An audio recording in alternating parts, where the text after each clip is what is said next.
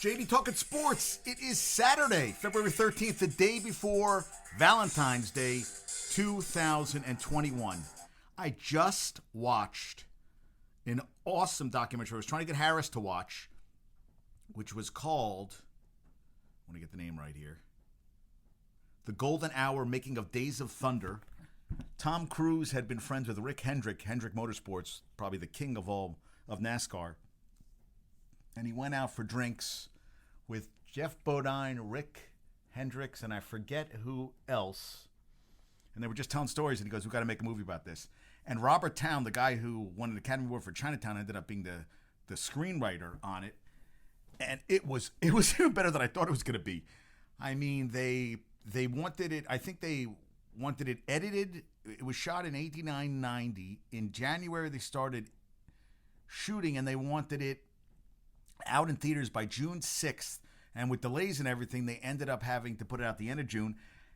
And something crazy, at the end of the film, they didn't have a shot of Cole Trickle, Tom Cruise's character, crossing the finish line. Sorry if it's a spoiler, but it is 1990, 31 years ago. Crossing the finish line, winning the Daytona 500. So they had to do reshoots that week. And basically they shot Monday through Friday, edited it, and put it in the final can so it could be sent out by Sunday. They did all the. It was crazy. The post-production was supposed to be 5 months. They cut it down to 2.5 months. Nobody was sleeping. They said they showed a lot of coffee. I think it was a lot of cocaine.